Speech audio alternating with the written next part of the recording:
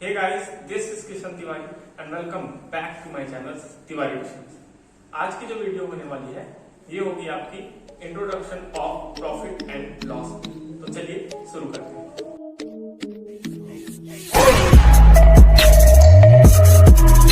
चलिए देखते हैं लाभ और हानि की कुछ विशेष जानकारियां जो कि इसके बिना आप लाभ हानि के प्रश्न हल नहीं कर सकते। इसमें एक शब्द आएगा क्रय मूल्य। क्रय मूल्य सामान खरीदने की कीमत को कहा जाता है। सामान खरीदने की कीमत, जिस कीमत पर आप किसी सामान को खरीदते हो तो उसे हम लाभ और हानि में क्रय मूल्य कहते हैं। उसी प्रकार से विक्रय मूल्य सामान बेचने की कीमत को कहा जाएगा। विक्रय मूल्य जिस मूल्य पर आप सामान को बेच देते हो, सामान बेचने की कीमत, उसे हम बेचने की कीमत, इसे हम कहेंगे विक्रय मूल्य। और इसमें आप यह भी ध्यान रखना कि इसमें कुछ कुछ सूत्र होंगे, उसका उपयोग करना होगा आपको। लाभ कब होता है? अब लाभ का फॉर्मूला देखते हैं। लाभ तभी होगा कि आप जितने में किसी सामान को खरीदे हो उससे अधिक में बेचोगे। तो लाभ का हम सूत्र यह कह सकते हैं कि विक्रय मूल्य से आप घटा दीजिए क्रय मूल्य को, तो आपको लाभ हो जाएगा। विक्रय मूल्य, तो यहां से लाभ का सूत्र मिलकर आ जाता है कि लाभ बराबर विक्रय मूल्य ऋण क्रय मूल्य। जितने में आपने सामान को बेचा है उससे सामान को खरीदी गई कीमत को घटा दीजिए।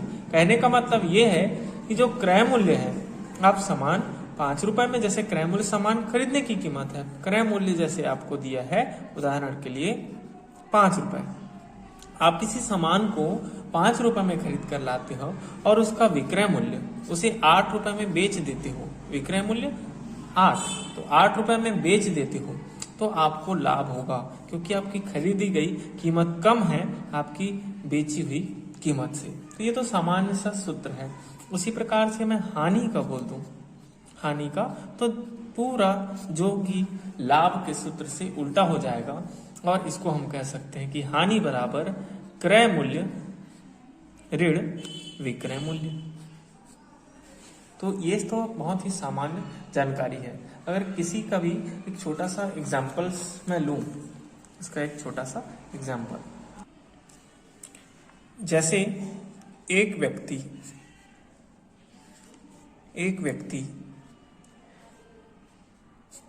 किसी सामान को 500 रुपए में खरीद कर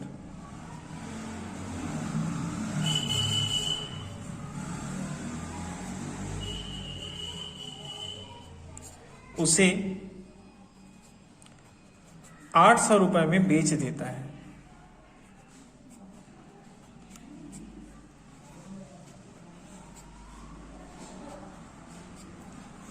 तब लाभ बताइए।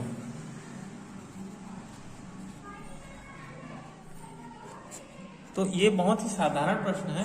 कई लोग आप हो सकता है ये तो बहुत ही साधारण सा प्रश्न है, तो जो लोग जानते हैं वीडियो स्किप कर सकते हैं और जिन्हें देखना है वो देखिए। फिर आगे मैं और इससे एडवांस लेवल का मैथ्स लेकर आऊंगा। पहले ये बेसिक थी तो मुझे लगा कि बता देना चाहिए। तो यहाँ पर किसी व्यक्ति, जो एक व्यक्ति है, किसी सामान को 500 रुपए में खरीदता है, तो यहाँ पर हम लिख सकते हैं खरीदी गई कीमत को मैंने बताया पहले ही क्रय मूल्य बोला जाता है। तो क्रय मूल्य यहाँ से सॉल्व करते हैं। क्रय मूल्य बराबर हो गया आपका 500 रुपए, क्योंकि उसने 500 रुपए में उस सामान को खरीदा है और उसे 800 रुपए में बेच दिया। तो बेची गई कीमत को हम बोलते हैं विक्रय मूल्य। तो विक्रय मूल्य बराबर है आपका 800 रुपए। अब हमें यहाँ पर लाभ हो रहा है, क्योंकि देखिए बेची गई कीमत जो है अधिक है खरीदी गई कीमत से। तो लाभ बराबर हमें मालूम है कि विक्रय मूल्य से हम घटा देते हैं क्रय मूल्य को। तो यहां पर हो जाएगा लाभ बराबर विक्रय मूल्य दिया है आपका 800 रुपए। तो ये 800 ऋण 500, 800 से जब हम 500 घटाएंगे तो 300 हमको प्राप्त हो जाएगा, हमें मिलेगा। तो लाभ बराबर हो जाएगा 300, तो उसे 300 रुपए का लाभ हुआ। अगर इसी कड़ी में इसमें पूछ दिया जाए कि लाभ तो हुआ ठीक है, लाभ ना बताकर, क्योंकि लाभ बताना बहुत ही सरल हो जाता है, लाभ ना बताकर आप लाभ प्रतिशत बताइए, तब हम क्या करेंगे, तब हम यहाँ पर लाभ प्रतिशत का सूत्र लगाएंगे, जो कि आपको आना चाहिए, लाभ और हानि प्रतिशत का सूत्र।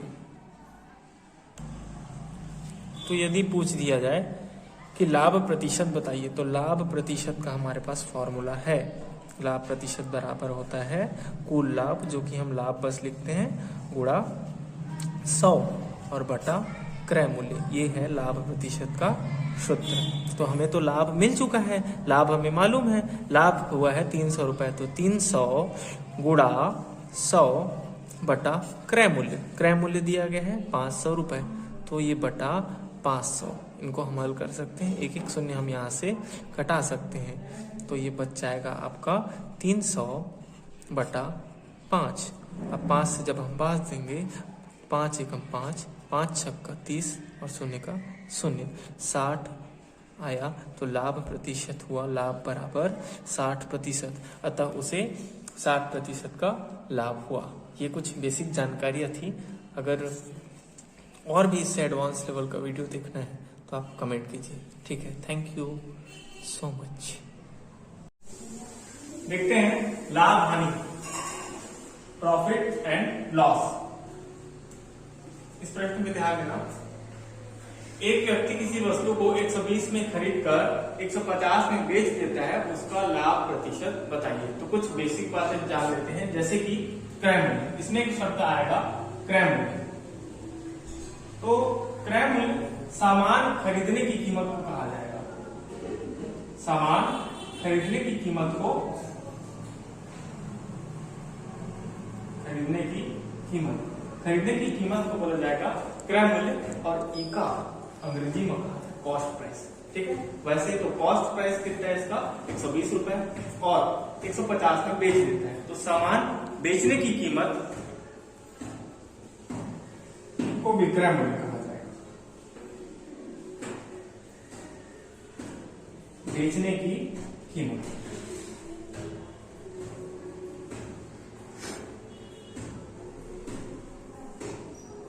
निकालना है हमको उसका लाभ प्रतिशत।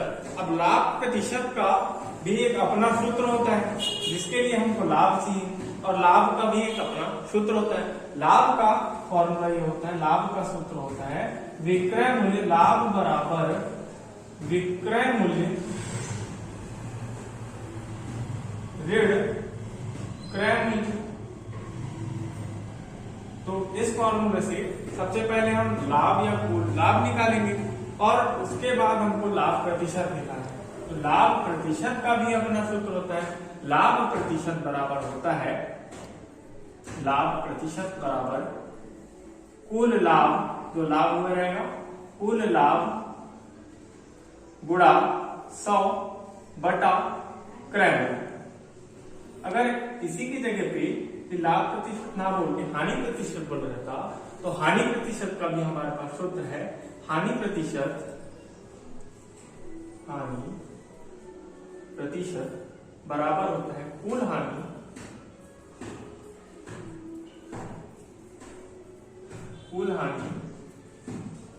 गुणा 100 बटा क्रय। तो इन सूत्र का उपयोग करके हम इसको बना सकते हैं। तो चलिए इसको सॉल्व करते हैं। तो वस्तु का जो क्रय मूल्य है वो दिया गया है 120 रुपए। तो क्रय मूल्य बराबर 120 रुपए और बेचने की कीमत है 150, तो जिसको हम बोलते हैं विक्रय मूल्य। विक्रय मूल्य बराबर 150। यहाँ पर लाभ का सूत्र लगाएंगे, क्योंकि जो बेचने की कीमत है वो अधिक है खरीदने की कीमत से, तो लाभ होगा। तो यहाँ पर विक्रय मूल्य बड़ा है, मतलब लाभ होगा। तो लाभ का फॉर्मूला ये है कि लाभ बराबर विक्रय मूल्य से क्रय मूल्य को घटा देना। तो विक्रय मूल्य ऋण क्रय मूल्य, विक्रय मूल्य ऋण क्रय मूल्य। विक्रय मूल्य दिया है 150 और क्रय मूल्य है 120, तो 150 से 120 को घटा देंगे तो आ जाता है 30, और ये 30 रुपए है लाभ। लेकिन हमको लाभ नहीं निकालना है, हमें चाहिए लाभ का प्रतिशत। तो लाभ मिल गया है, तो इससे हम लाभ तो मालूम है और क्रय मूल्य भी मालूम है क्या है उसका, तो लाभ और क्रय मूल्य का उपयोग करके हम लाभ प्रतिशत निकाल सकते हैं। तो देखिए लाभ प्रतिशत बराबर कुल लाभ या फिर लाभ, कुल लाभ और लाभ एक ही है, लाभ गुणा 100 बटा क्रय मूल्य। अब इसका मान हम रख देते हैं। कुल लाभ उसे हुआ है 30 रुपए का, तो कुल लाभ की जगह पर 30 गुणा 100 जो है सूत्र का, बटा क्रय मूल्य। क्रय मूल्य दिया गया है 120 रुपए, तो इन्हें हम हल करके निकाल सकते हैं। यहां से इस शून्य को इससे घटा सकते हैं और 3 एकम 3, 3 के पहाड़ से 3 एकम 3 और 3 चौक 12, तो 100 बटा 4। इसको हम और भी हल कर सकते हैं। 4 एकम 4 गुना 8, 10 लिखा है तो 2 यहाँ पे कैरी बोरो हासिल चला जाएगा और 20 बन जाएगा, 4 पंचे 20, तो यहाँ पर आ गया 25, जो कि 25% इसका लाभ का प्रतिशत हो जाएगा। तो हमको करना कुछ नहीं है, इसके फॉर्मूले